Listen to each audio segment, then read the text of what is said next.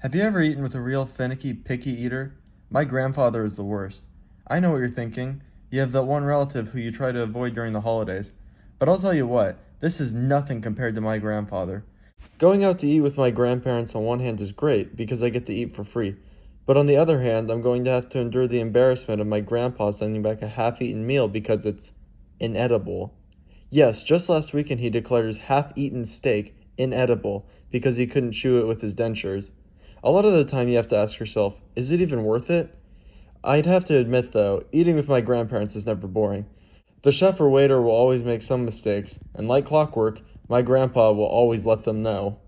He has iconic lines like, "This burger is so overcooked, I'm gonna take it home and use it as a frisbee." And, "My dog hasn't eaten in weeks and he wouldn't eat this." Just to be clear, this was a joke, his dog is very well fed. And, "This tastes like my car tire. Is your supplier an industrial rubber company?" Funny thing was, he actually worked for an industrial rubber company, so he knows what he's talking about, and not the kind of rubber company you're thinking. It's still a little weird to me that he knows what his car tire tastes like, but people like pineapple on their pizza, so who cares? My grandma gets PTSD every time she walks into a Chili's. She looks like my pet calf after I took him to an Italian restaurant.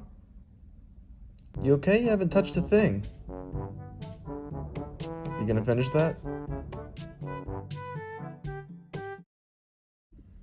Look, I didn't know what veal was made of. I hate eating with him depending on what he orders. He's told me all about his soup eating techniques. Take vegetable soup, for example. He organizes by color spectrum. I don't even know what that means. He starts with the tomatoes because they're red, then the carrots because they're orange, then the green beans because, well, they're green. It gets interesting with the potatoes because they're different color on the outside and inside. He has a basic rule of thumb, but I'll spare you the details. Then he finishes the whole rainbow. He finally gets to the soup itself, but by then it's cold, so he has to send it back and the cycle continues. I don't know what the rainbow has to do with eating soup. Is he expecting a pot of gold at the bottom of the bowl? Even that wouldn't be enough to tip these poor waitresses. One day I'm at his house and he pulls out a can of alphabet soup. What do you think he does? He tries to eat the letters alphabetically. Now it's not too hard to find the first few letters, but when it comes to V, Y, X, W, all that, it's ridiculous. He gets mad because occasionally he'll miss a letter and it will completely ruin his day. He can't even talk to the guy without him bringing it up. If I ever look in his bowl and see that he mistaked an N for a Z or an M for a W, then I know it's time for me to leave. That's the last time I came around when he pulled out the old soup can. He also has this weird thing about cheese. When he ordered a plain burger and opened up the wrapper just to find it smothered in cheese, he lost it. You'd think he was poisoned. He almost hit his life alert. "Sir, we got your alert. What seems to be the problem? Have you fallen and you can't get up?" "No, but they did the unthinkable. I can hardly breathe." "Do you need a respirator?" "No, but I think I'm sick right now." "Do you think you have food poisoning?" "I'm afraid so." "Okay, get on the stretcher." A few moments later. "Well, sir, we've run all tests and it seems that there's nothing wrong." "We'll run them again. I ate a bit of cheese and I know something's wrong." "Wait, you're here because you ate a piece of cheese?" "Yes, and I don't know if I'm gonna make it." "You need to leave." "Hey, nurse, could you get the guy we just kicked out back in here?" "You mean the one who fell into a vat of bone-dissolving acid?" "Yeah, that one." Besides cheese, he doesn't like to eat the bun with the burger. He created this whole wet-dry theory. Unlike thinkers such as Plato and Aristotle, his philosophy is nonsense. Basically, it justifies his disdain for sandwiches. He asks how he can eat a sandwich when the meat is moist while the bun is dry. If it wasn't bad enough, he treats the poor waiter like his student and lectures him until he writes a 300-page dissertation for his PhD in nuts, which, by the way, he also doesn't eat. He's the equivalent of making Dante Alighieri explain to me that Divine Comedy isn't actually a comedy. For the last time, no, nothing is funny about this book. How can I trust you when comedy's in the name? I wrote the books. Okay, explain to me how this isn't funny. There is no greater sorrow than to recall happiness in a time of misery. That's freaking hilarious. How is that supposed to be funny? Same way this is. Here is your corn cube.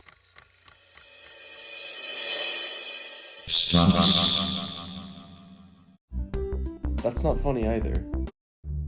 Hey, didn't you die like 800 years ago? Well, my mistake. Funny how that happens sometimes. That literally never happens.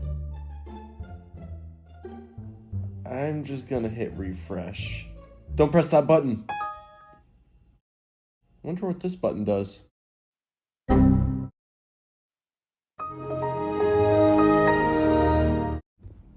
He does this in drive-thrus too. These are his virtual teaching sessions. He treats drive-thrus like he's at a fancy restaurant, and he always gets surprised when Taco Bell puts onions on half his burrito, or gives him one sauce packet too little. Obviously, he can't eat Taco Bell without opening his burrito and eating all the contents one by one.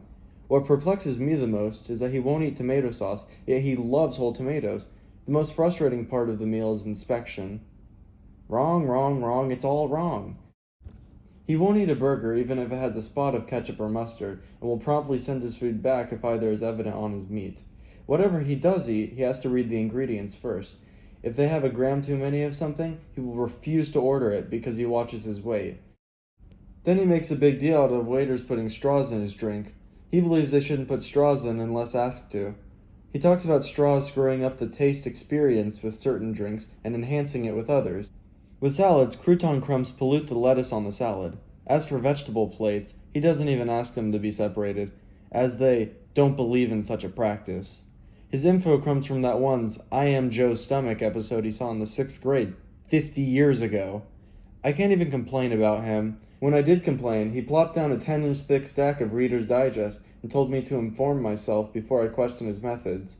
He justifies his eating by referring to his body as, quote, a filing cabinet. So what does that make me? His trash can? The hardest part of it all is that my grandfather's been dead for 15 years. He still haunts me, except for at fast food restaurants. He claims it gives him gas.